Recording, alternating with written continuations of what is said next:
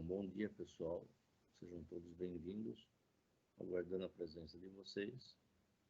Enquanto o pessoal vai chegando, vou gravando a aula devagarzinho, como aula de revisão de processamento digital de sinais, né? Então, longe de mim querer esgotar esse assunto em 1h30, apenas uma revisão com ênfase maior em exercícios, mas temos que contextualizar a teoria, senão também não é producente, né? Meu nome é Darcio Sabadini, tem meu e-mail aí, já ministro aulas nessa área de controle e processamento há um bom tempo, tanto na EMB quanto em outras universidades. E, enfim, processamento digital de sinal é uma matéria puramente matemática e lógica. Nós, da elétrica, estamos acostumados com circuitos analógicos, aqui é totalmente digital, né? Como o próprio nome induz, né? Aqui estão as atividades que eu pretendo fazer com vocês hoje, a teoria, né? Enfim, são 1, 2, 3, 4, 5, 6, 7, 8 itens, e são itens significantes, né? Significativos da área de processamento de sinal. Quer dizer, é um curso que eu me baseei no livro do Neylon, né? A bibliografia. É um livro muito denso. Eu creio que é matéria para um ano, que a gente geralmente dá em 6 meses, né? Com apoio de sinais e sistemas no semestre anterior, mas que é muita teoria, realmente, e não é fácil. Deixa eu ver se chegou alguém.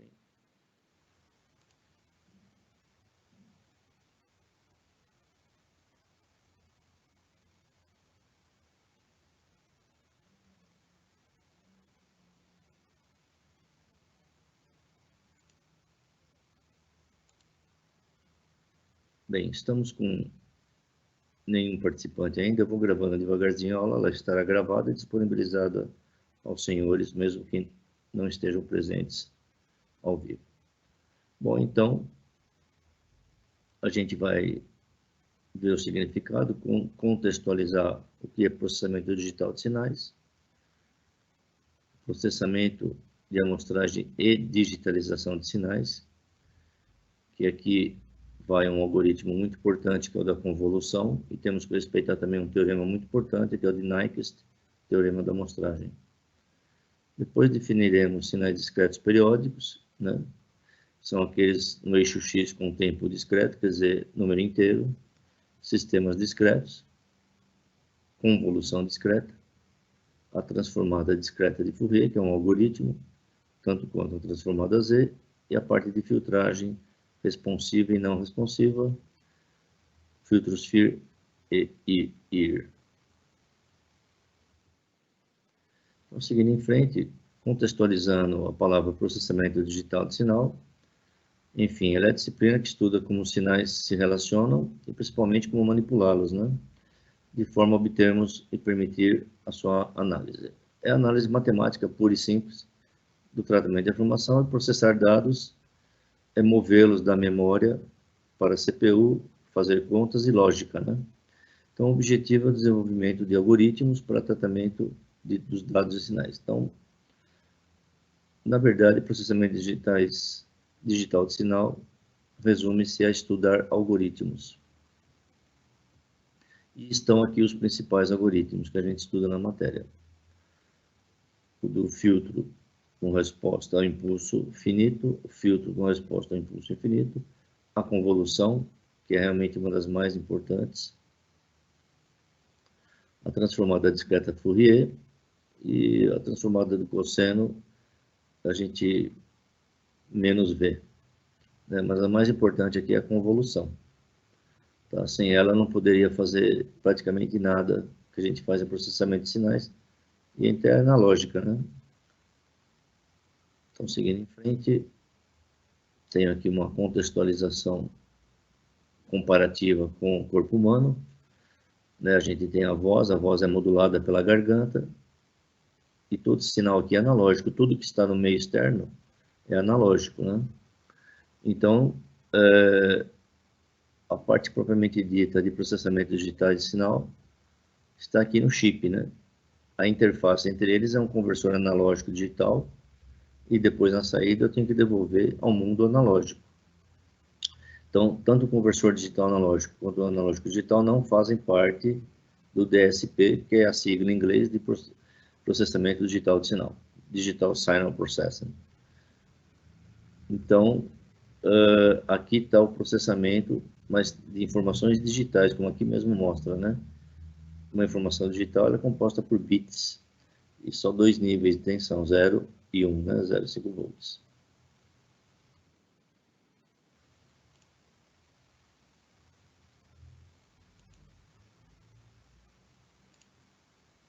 Então, seguindo em frente, um sistema DSP típico, né? Ele é o chip propriamente dito, ele é composto por memória, pode ser externa. Eu tenho a parte de conversão analógica digital, digital analógica, que é a única parte de hardware, e as portas que fazem a comunicação, né? Entrada e saída.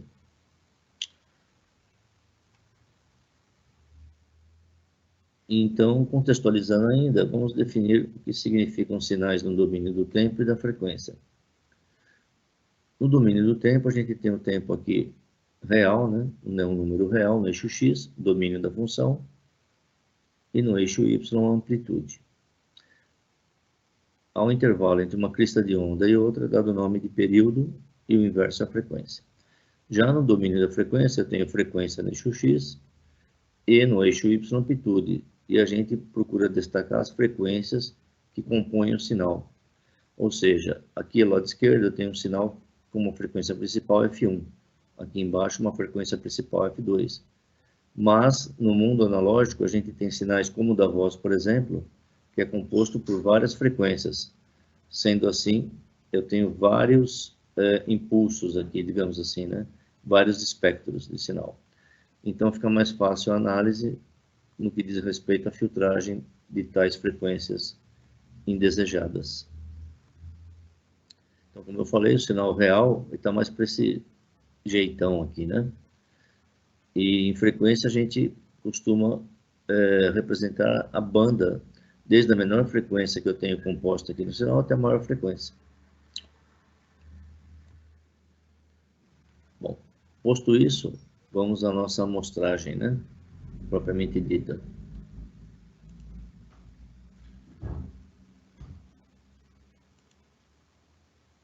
Bem, em termos de amostragem, que primeiramente é analógico, a única coisa que vai diferir da digital é que na amostragem analógica a gente vai ter, continuamos tendo o conversor analógico digital, temos aqui o sistema HN, que vai fazer uma convolução de xn, no sinal que eu quero mostrar com a função de convolução daqui, eu vou convoluir esse sinal com esse e obter o y de n, que eu já vou ter a digitalização desse sinal praticamente.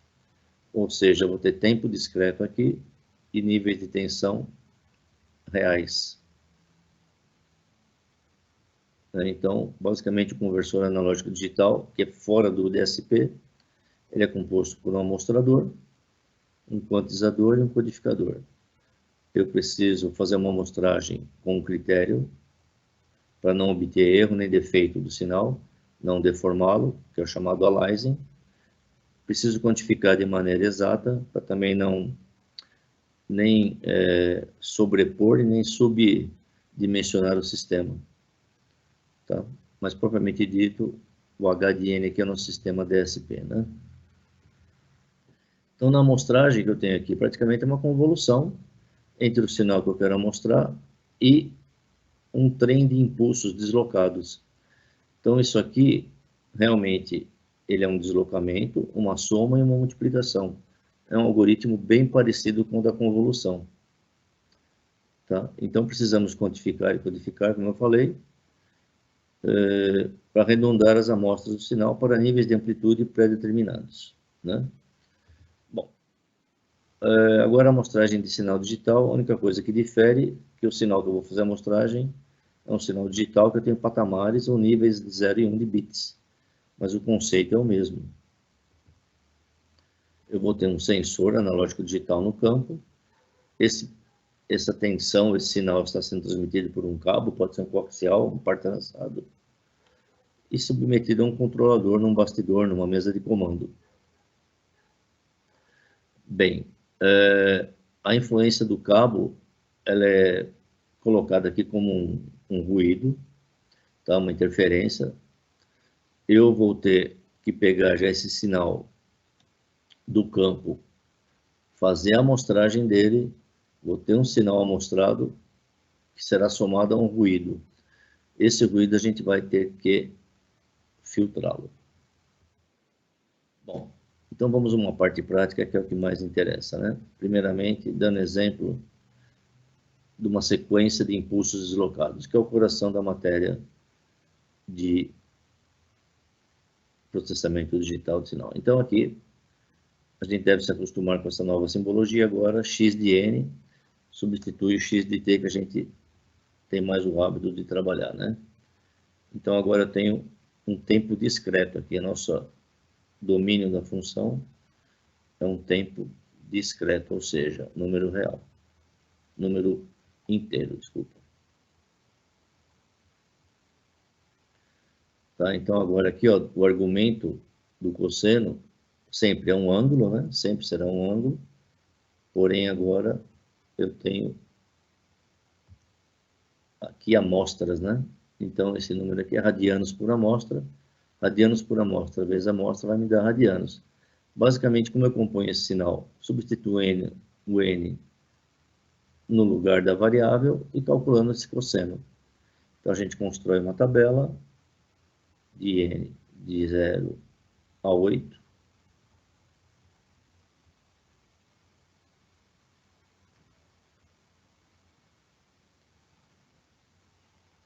E fazemos o cosseno, né? Substituímos aqui o n no lugar e multiplicamos por o π sobre 4, né? Então, cosseno 0 vezes qualquer coisa é 0, cosseno de 0 é 1. E assim por diante, vamos calculando os cossenos. Se o n for 1, vai dar cosseno de π sobre 4, 0,7. Se o n for 2, cosseno de π sobre 2, 0. Né? E assim por diante, cosseno de 3π sobre 4, e vai em frente. Com isso aqui eu consigo construir o meu espectro de sinal digital discreto, ou seja, eu vou ter um impulso de amplitude 1 na amostra 0. Então, eu vou ter uma soma de impulsos, né, unitários. 0,7 quando n for 1, né, 0,7 para n igual a 1, menos 0,7 para n igual a 2, aliás, para n igual a 3, né, porque o n igual a 2 eu não vou ter, é 0, menos 0,7, né, e assim por diante. Para n igual a 4, eu vou ter menos 1, né, para n igual a 5, menos 0,7,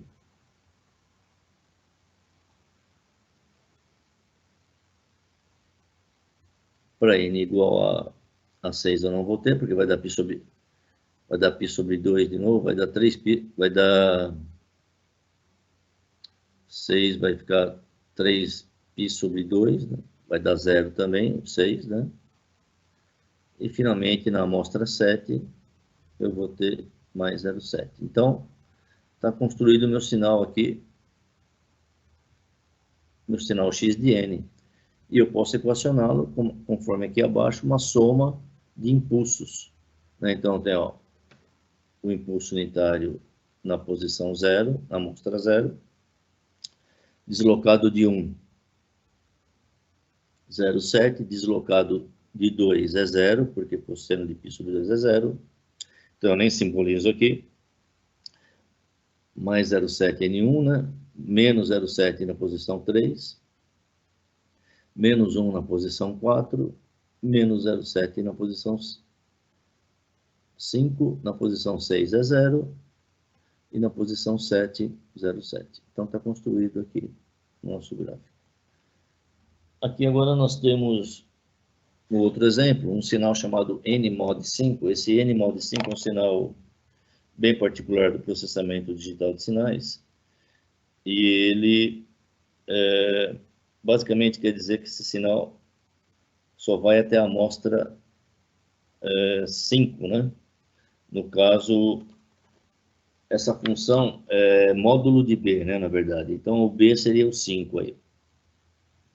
Ou seja, ela indica o resto da divisão inteira de A por B, sendo que o A é o N, né? E também é periódica. Então, se a gente fizer substituir o N por N mais 5, eu consigo achar esse sinal X de N, que é o que está falando aqui, ó. Eu tenho uma primeira amostra com amplitude 1, N menos 1, mais 2, delta de N menos 2, mais 3, delta de N menos 3, mais 4, delta de N menos 4. Como eu preciso de 8 amostras, né, ó, eu vou até a amostra 8. Né? Então, basicamente, isso aqui eu interpreto assim, ó, como X de N mais 5, a gente sabe que é periódico, né? É a mesma coisa que eu tenho um sinal de N mais 5 vezes o módulo 5. Eu tenho que até 8 construir essa tabela, né? Isso aqui eu posso até aplicar distributivo aqui, ó, é ele mesmo, de novo, ó, mais 5 vezes o próprio módulo de 5, né? Que daria 1, né?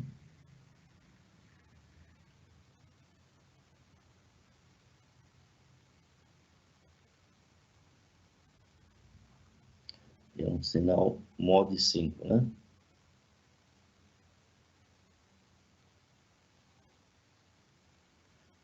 Portanto, ia me sobrar o que aqui? N mod 5 cai no mesmo sinal de novo, né? Ou seja, é o próprio x de n. Né? Então, está provado que ele é uma sequência periódica, né? A cada 5 amostras, o mesmo conjunto de sequências se repete. Portanto, a sequência periódica com período n igual a 5. Então, tem um período agora que a gente costuma chamar em digitais de n maiúsculo, período de n igual a 5. Portanto, a cada 5 amostras, o sinal repete, volta para cá. 1, 2, 3, né? Depois seria 4, delta. É que a gente tem que ir até 8 apenas, né? 9, e assim por diante. Então, o sinal digital discreto, né? O sinal discreto para nós agora, ele é composto por um trem de impulsos, uma somatória de impulsos, unitários ou não, deslocados. Se for para frente, adiantado, negativo, atrás do zero, seria positivo, adiantado. Ok? Então, vamos fazer um primeiro exercício aqui para acostumar com essa linguagem de processamento, né?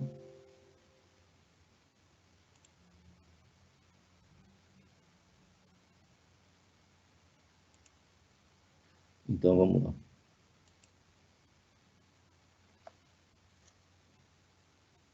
Então, o que nós temos aqui? Temos um sinal x de n, né, que esse aqui é um degrau unitário, o de n, encontrar o gráfico de x de menos n, é a reflexão desse cara aqui, né? Eu tenho realmente como se fosse um espelho, todo ele rebatido para a esquerda. O x de 2n, o 2xn é só realmente multiplicar a amplitude, então todos aqui multiplicado por 2, é o x de 2n. O x de n menos 3 eu vou deslocar de n menos 3, então ele está começando aqui, ó, no terceiro amostra, e x 2n de menos 3 necessita uma tabela. Não é tão fácil de enxergar que ele está começando do 2, né? Assim como não é tão fácil enxergar que esse x de 2n, ele é a mesma coisa que o x de n. Tá? Se você fizer uma tabela, você consegue enxergar isso aí. Se não, só com muita prática, né? Nessa parte que você enxergaria. Deixa eu ver se eu consigo criar mais um slide aqui para fazer esse exercício.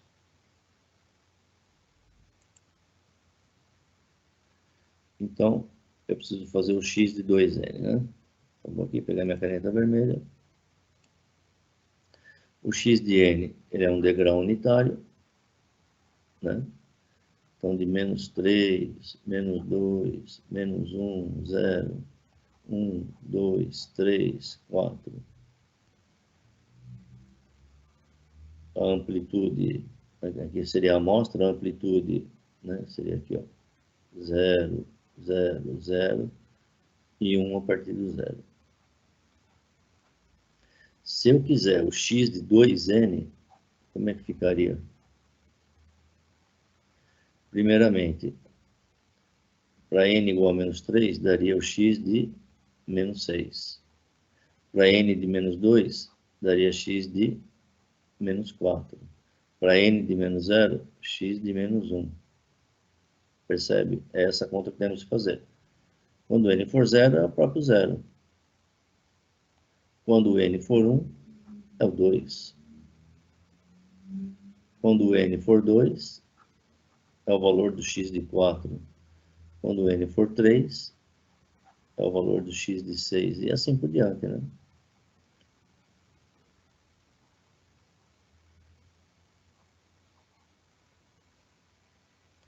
X de 8. Então, o que nós temos aqui? Um novo sinal, onde na amostra menos 6, em relação ao degrau unitário, o x de menos 6, quem que é? 0. Né? O degrau unitário, ele vai com 0 até o 0, e depois tudo 1, né? Então, se a gente for comparar, esse sinal x de 2 de n, ele é o mesmo sinal do x de n, com a mesma amplitude. Eu só desloquei as amostras fazendo 2 de n, mas nesse novo sinal, a primeira amostra ainda continua sendo n igual a 0. E é isso que está no gráfico aqui, não? Então não é tão trivial enxergar isso aí. Né? A gente precisa acostumar aqui, né? Ó, x de 2n, quando eu dobro a amostra, não quer dizer nada. Ela continua sendo a nossa primeira amostra. Né? E ó, quando eu duplico o módulo, aí sim, vou para 2, mas no mesmo tempo discreto. A mesma coisa se aplica para n-3. Estou deslocando o degrau unitário de 3. Então, ele veio para cá. É mais fácil o entendimento. Estou deslocando 3 amostras, que é o n-3. Já o entendimento do 2n-3, porque está começando do 2, é mais difícil. Então, exige também uma tabela. Não é tão trivial também assim a solução. Depois você acaba acostumando, né? Então, o x de n, quem é? Ele é 0 até o 0. Depois é tudo 1, né? Tudo 1. Deixa eu me ajeitar melhor aqui. Então, quem será o x de 2n menos 3?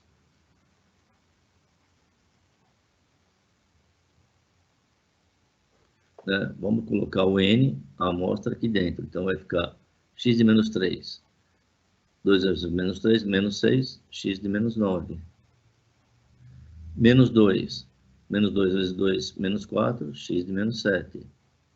Então, dá para perceber que está uma sequência ímpar diminuindo. X de menos 1, menos 2, menos 3, menos 5. X de 0 continua sendo 0. 0 vezes 2, 0, menos 3. Né? X de 1, 2 menos 3, x de menos 1. X de 2, mostra 2, 4 menos 3. Já pula direto para 1. Quando n for igual a 3, vai dar 6x de 3. Então, é uma sequência ímpar em referente à amostra do degrau unitário. Quando a amostra menos 9 é 0. A amostra menos 7 é 0. 0. 0. Ele só vai ser 1 positivamente, né? Só que temos um 0 aí no meio, né? Amostra 0, no caso.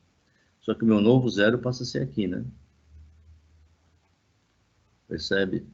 Onde que está aqui, ó? Onde que está começando agora? No 2. Né? É isso que está mostrando aqui, ó. Ele está começando aqui no 2, ó.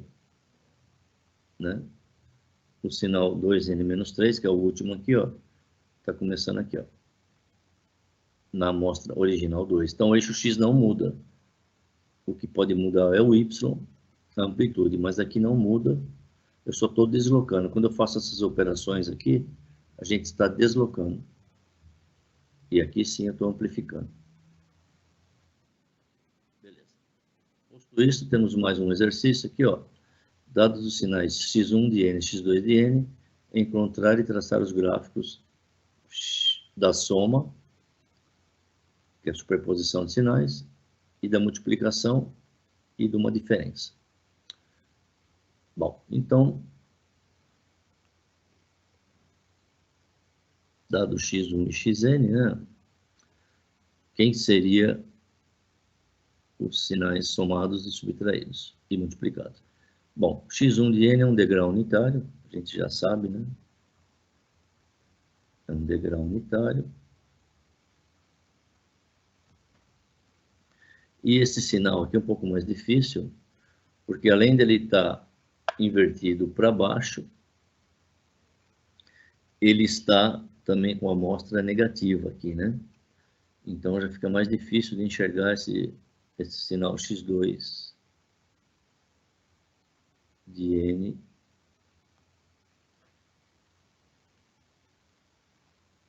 né? Seria um degrau unitário para baixo e deslocado ainda assim, né? Então, eu preciso também, mais uma vez, fazer a tabela. Vamos aqui de menos 4, menos 3, menos 1, 0.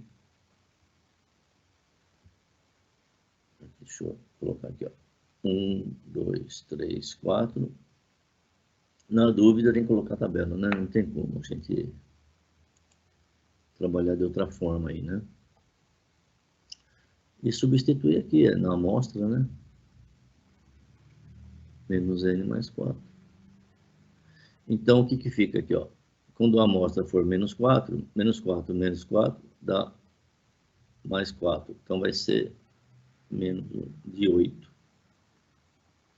Percebe? Menos 3. Vai ficar mais 3 mais 4. Menos 1 de 7. E assim por diante, né? Está indo de 1 em 1. Menos 2. Vai dar 2 mais 4, 6. Né? Essa é a sequência. Menos 1 vai dar 1 mais 4, 5. 0 mais 4. Né? Percebe que o negativo indica amplitude negativa.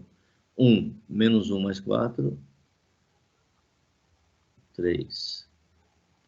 Né? E está indo assim, né? Nessa sequência de 1 em 1. Aqui seria o 2, né? Menos 2 mais 4, 2. 3. Menos 3 mais 4, 1. 4.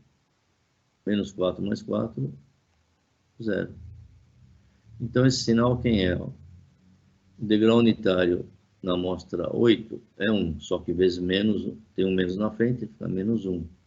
A mesma coisa aqui, ó. Vai com menos 1 até o 0, né? Inclusive o 0. E depois passa para 0. Né? O meio que está representado aqui, né? Aqui ele já está fazendo a soma dos dois, x1 mais x2. Então, um degrau unitário, né? Que está começando aqui, com um degrau invertido até o 0 aqui, né? Então, menos 1 e 1 vai dar 0. Onde eu tiver 1 aqui vai dar 0. E só vai ser 1 para frente do 5, da amostra 5, né? Que eu até deixei de fazê-la aqui, ó. Na amostra 5, vai ficar menos 1. Menos 1, né? Menos 1 seria o 0. Então, aqui vai estar o degrau unitário, somado vai dar ele aqui. É a mesma coisa agora para multiplicação, né? E a mesma coisa quando eu tiver que fazer essa diferença aqui, esse sinal x1 de n seria o degrau triplicado e menos esse sinal aqui duplicado. Então, esse intervalo que está mostrando aqui de menos 6 a 6 dá o suficiente para a gente analisar bem esse espectro. Se fosse 6 aqui, ó, menos 6, seria 6, menos 2, né? Também é 0. Tá, e assim, é prioritário montar esses dois sinais, né? Montar o degrau unitário e montar também esse sinal aqui para poder fazer e chegar nesse valor, tá? Vou passar para frente.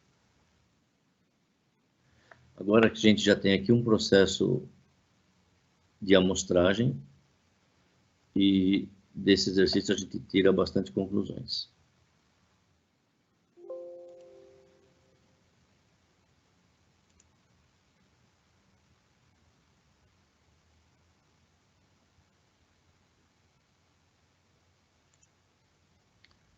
Bom, então vamos lá. Como é que é o processo de amostragem propriamente dito, né?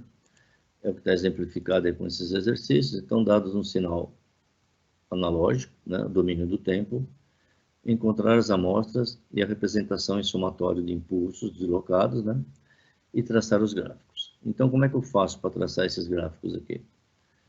Eu vou substituir agora, no lugar do cosseno de πt, eu vou substituir no lugar do t o nTA, que é o tempo de amostragem. E vou construir esses série de impulsos aqui, como a gente havia construído no exercício anterior. Só que agora eu vou variar o tempo de amostragem, né? Então, é perceptível aqui que quanto menor o tempo de amostragem, mais fidedigno é o sinal.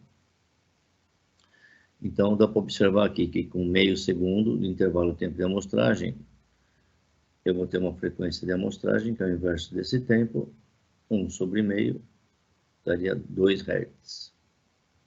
Né? Então, quanto maior a frequência, menor o período, melhor o sinal amostrado, né? A envoltória aqui do sinal cosseno no tempo é esse pontilhado. E aqui eu tenho o sinal discretizado, representado por esses palitinhos, né? Então, é fácil observar que quanto menor o tempo de amostragem, melhor o sinal. Até um limite de 2 vezes esse tempo, de 2 segundos, né? Que praticamente seria 4 vezes o primeiro tempo de amostragem, que eu perco totalmente a característica do sinal. Que a gente só, com 2 segundos, só consigo pegar amostras positivas do cosseno, eu não tenho nenhuma amostra negativa. Então, qual que é a melhor amostragem aqui? Essa aqui, né? Porém, temos que sempre dimensionar corretamente. E essa dimensão correta é baseada no critério da amostragem de Nyquist, onde eu tenho que amostrar um sinal, a frequência de amostragem fs sample, fala igual a FA, no mínimo maior ou igual 2 vezes a frequência do sinal a ser amostrado. Tá? Esse é o teorema de Nyquist. Então, é perceptível que precisamos escolher a amostra certa, inclusive para não obtermos defeito do sinal. Isso aqui é considerado um defeito, né? Eu distorci totalmente o sinal. Tá? Mas existe um critério ótimo disso, que é o critério de Nyquist. Aqui é a mesma coisa, para eu obter a discretização desse sinal no tempo, o que a gente faz? Eu substituo o tempo pelo tempo de amostragem, vezes a amostra. Esse U de t é o nosso degrau unitário, né? Então, na verdade, isso aqui, como é um sinal causal, a gente sempre analisa depois do zero, né? Um sinal causal, a gente vai trabalhar com sinais causais, né? Em processamento de sinal, depois que liga a chave. Então, na verdade, eu estou multiplicando esse cara aqui por 1. Antes do zero é zero, né? N igual a zero, menor que zero, x de n, U de n igual a zero, né? E para n maior ou igual a zero, U de n igual a 1. Então, a mesma coisa que eu multiplicar por 1, essa exponencial decrescente, que eu vou digitalizar. Aí, basta escolher o tempo de amostragem, substituir aqui e construir a tabela. E é perceptível também aqui que quanto menor o tempo de amostragem, ou seja, quanto maior a frequência, melhor o sinal, né? Melhor o sinal discreto. Né? Perceptível aqui, né? E a gente tem um limite para isso também. Não adianta eu encher de amostras, eu vou precisar de mais bits do meu processador, vou precisar de mais recursos de máquina. Então, tem um critério especial de amostragem que é o teorema de Nyquist. Então, aqui é bem perceptível, né? Que a gente perde informação nesses intervalos aqui, ó. Né? Estou perdendo muita informação aqui. Aqui eu já perco menos informações, né? Seguiria em frente a mesma coisa para esse cosseno aqui, ó. Eu vou substituir agora o t por n, tempo de amostragem, mais pi sobre 4. E daqui vai sair também os meus trem de impulsos, né? A envoltória é o sinal analógico e os palitinhos aqui são o sinal discretizado, ou seja, o tempo aqui é discreto, né? Vai ser 1, 2, 3, 4. O eixo y continua sendo real, o valor real. Tá? O eixo y continua tendo valor real. Né? Então, a gente vai processar depois esses sinais discretos, porque a cada nível eu vou ter um nível de bits, né? um bit relativo para cada nível de tensão. Quanto mais níveis, mais bits. Né? Então, passando a digitalização de sinais de normalização, alguma contextualização sobre esse assunto, é o que a gente acabou fazendo aqui, né, nesse processo desses gráficos. Aqui está a teoria, né? Para eu transformar um sinal que era no domínio do tempo, um sinal analógico, eu tiro do domínio do tempo, passo para o domínio da amostra e obtenho o sinal discretizado. Foi o que fizemos ali atrás, né? Então, x de n é um sinal discreto. Por convenção, a gente adota o n como amostra, entre colchetes. E quando tiver entre parênteses, é um sinal do domínio do tempo. Sendo assim, então, o tempo passa a ser o número da amostra vezes esse tempo de amostragem. E como a frequência é o inverso do tempo, ds é 1 sobre fs, né?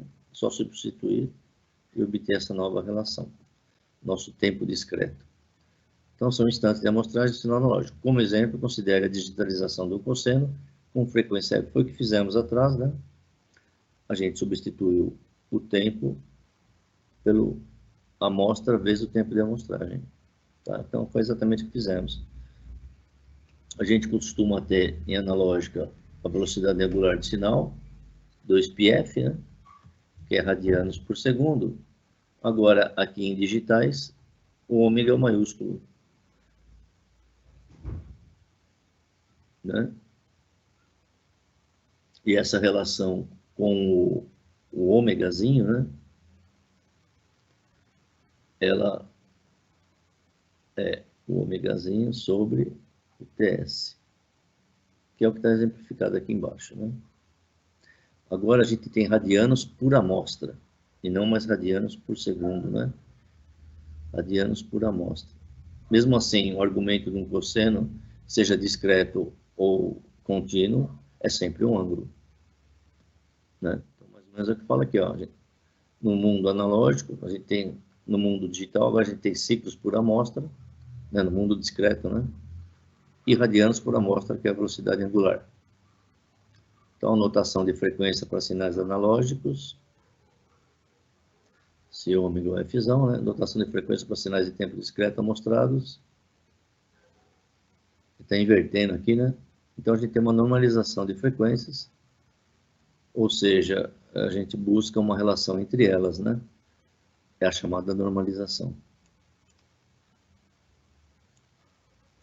Né? Geralmente é dividir por 2π, né? Quando a gente quer normalizar uma função gaussiana, por exemplo. Então, portanto, a faixa de variação dos valores para a frequência sinal em tempo contínuo e tempo discreto vão ser essas aqui, né? Eu vou de menos meio a meio e de menos π a π. Aqui tem uma tabelinha que exemplifica isso eu vou deixar disponível para vocês aí, né, em PDF. Essa aula vai ficar gravada, as minhas anotações. Em PowerPoint também posso disponibilizá-las. Tá? Então, aqui, o primeiro exercício, que basicamente é o que nós fizemos lá, né? Ele pede para encontrar e traçar o gráfico de x de n. Como é que é o x de n agora? Mesma coisa. Agora, ao invés de 2πt, eu vou ter 2π, eu substituo n, o tzinho, por tempo de amostragem, né? NTA, e construo meu gráfico. Faço minha tabela 0, 1, 2, 3, e vou colocando na segunda coluna esses valores aqui. E construo para esses 4 tempos de amostragem, né? Então, vamos lá. Aqui.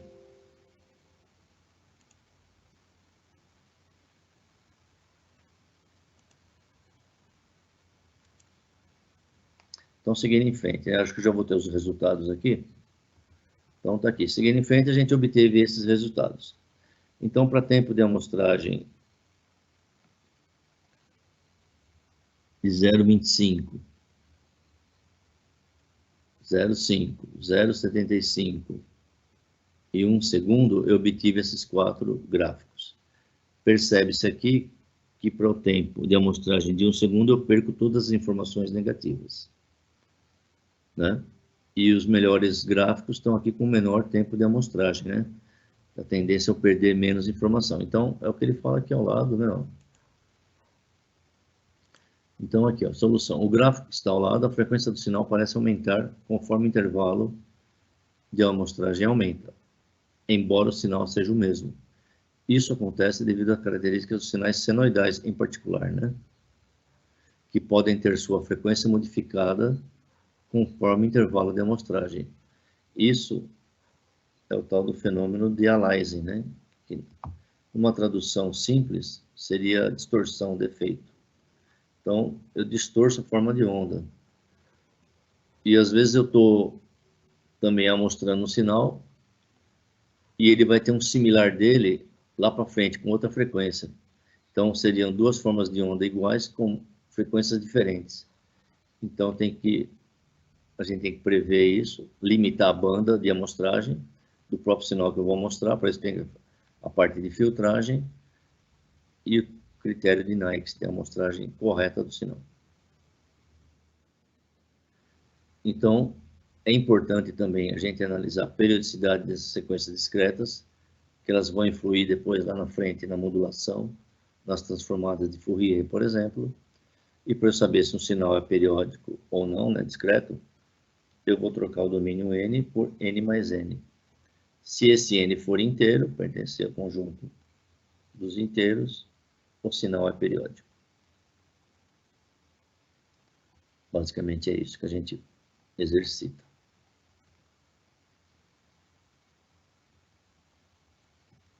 Então, vamos lá. O que eu vou fazer? Eu vou substituir o nzinho, já de um sinal discreto, por n mais n. E vou comparar com o número de voltas nesses 2π aí, né? E tem que ser inteiro. Então, tá aqui, ó. Eu vou pegar aquela informação, 2πfn, comparar e igualar a 2π vezes k. K seria inteiro, o número de voltas inteiro. Então, quando eu cancelo 2π com 2π, se o k é inteiro, a tendência é que o n seja inteiro, portanto, eu tenho um sinal periódico. a frequência normalizada, a interpretação dela, né, que é K sobre N, né, número inteiro de voltas sobre o período, né. Então, ela indica quantos períodos do sinal analógico K estão contidos num período N do sinal discreto. Então, vamos fazer exercício sobre isso aí, né? Então, ó, considere este sinal um cosseno. Lembrando que o argumento de um cosseno é sempre um ângulo. Sempre. Desculpa, sempre será radianos, né? Então, qual deve ser o intervalo de amostragem para que o sinal amostrado seja periódico? Com período N igual a 2, 4, 8, 16. Então, como é que é feito esse exercício aqui, né? Então, o critério para que o sinal periódico seja periódico é esse aqui, né? Eu substituo o Nzinho por N mais N e comparo com 2π. Se for inteiro, eu vou obter o número inteiro. Então, assim, para N igual a 2,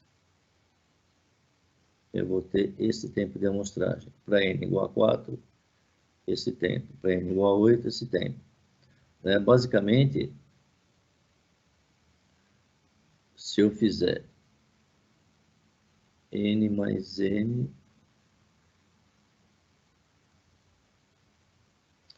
vezes o tempo de amostragem, tem que ficar igual a 2π vezes K, né? Então, aqui, ó. Como é que eu sei que esse sinal aqui, x cosseno de n, é periódico? Eu substituo por cosseno de n mais n. E a gente compara, né? Ver se ele é periódico ou não. Então, n mais n igual a 2π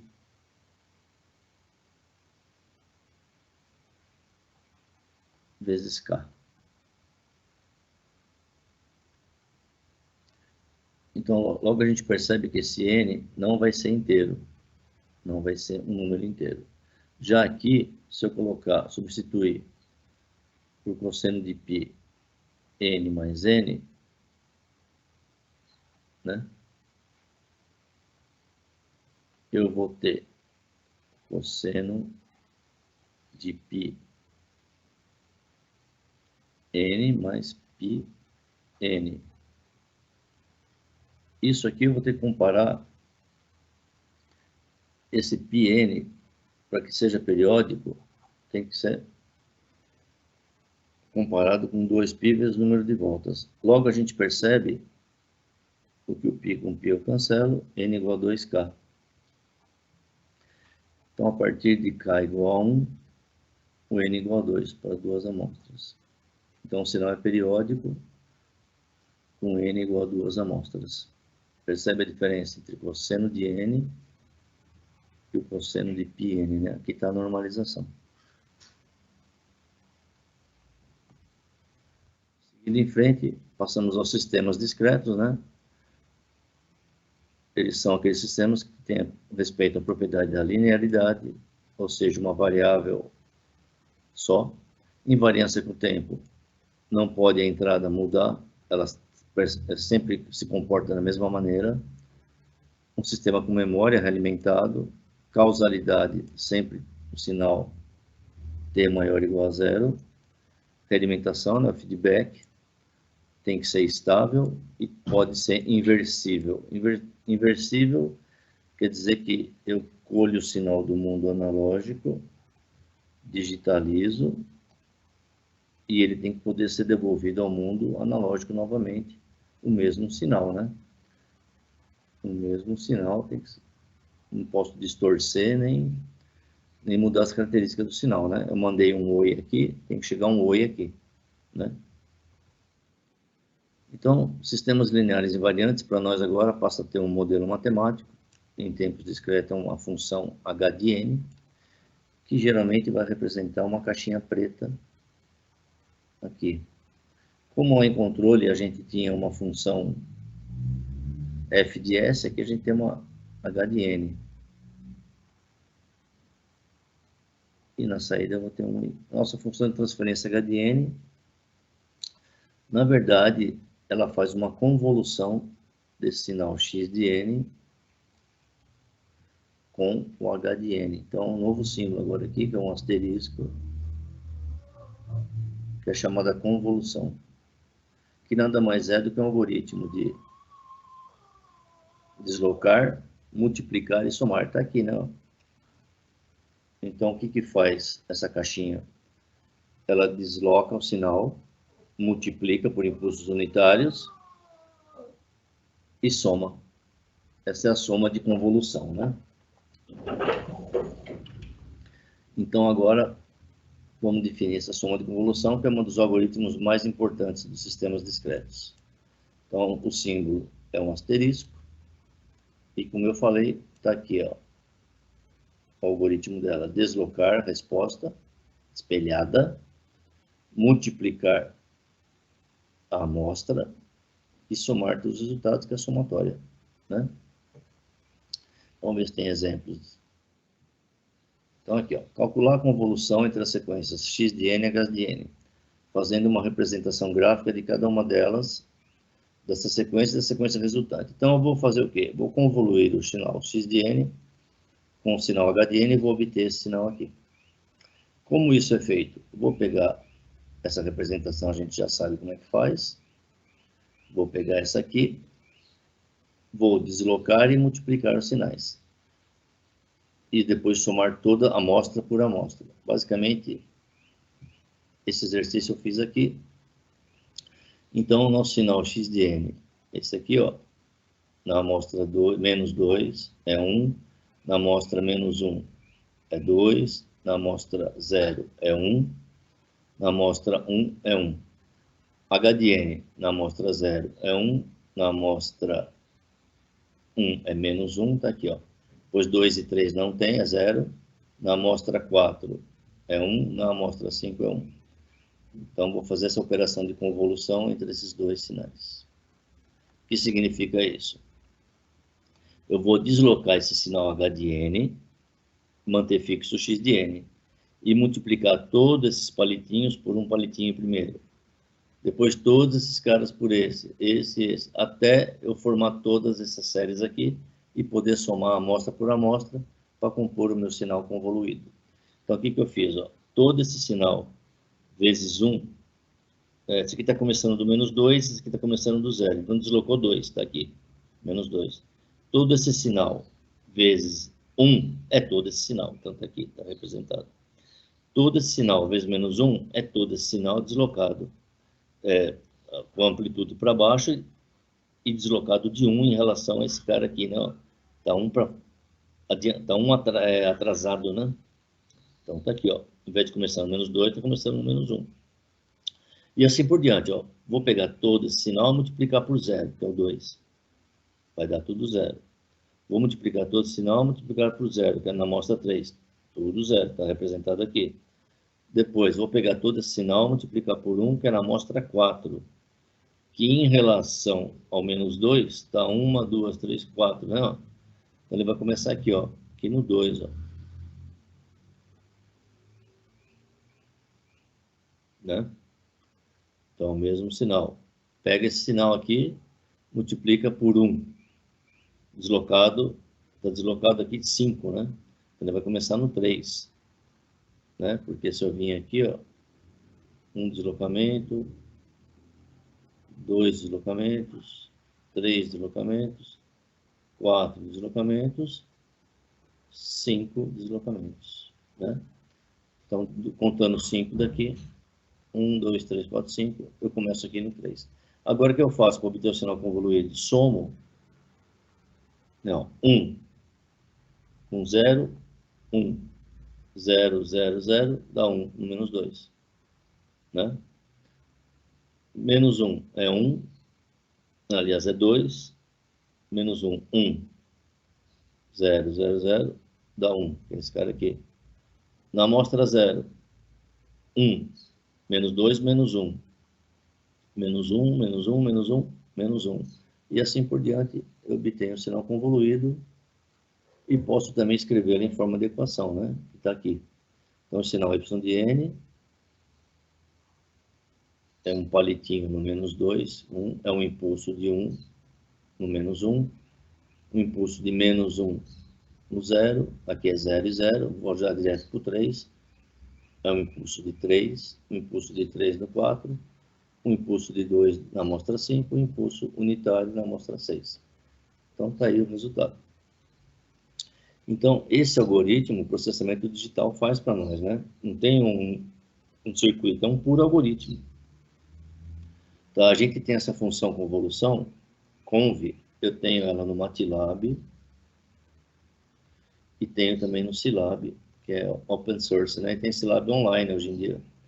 Então, dá para construir esse gráfico tanto no Scilab, MATLAB, quanto no Excel. Dá um pouquinho mais de trabalho no Excel. Então, aqui eu fiz uma maneira, sem ser gráfico, uma maneira do algoritmo, como o computador faria, né? Então, o que eu fiz aqui? Fazendo realmente a operação matemática. Ó. Eu peguei aquele degrau, delta de n, e multipliquei por todo o sinal x de n. Tem que lembrar que está deslocado em menos 2. Essa operação ó, me deu isso aqui, ó. 1, né? É 1, né? Vezes ele mesmo, vezes um sinal, é ele mesmo. Aqui, como era menos 1, era isso aqui invertido. Só que tem que lembrar a sequência, né? Aí, assim foi construindo o meu sinal. Então, é um método talvez um pouco mais trabalhoso. Graficamente, é mais fácil de enxergar isso aí. Tá? Por exemplo, agora aqui nesse exemplo dessa convolução, vamos fazer junto. Vou abrir aqui uma folha em branco para a gente fazer junto esse aí.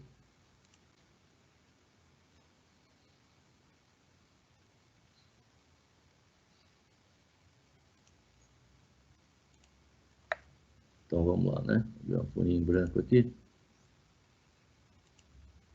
Vamos fazer essa convolução aí.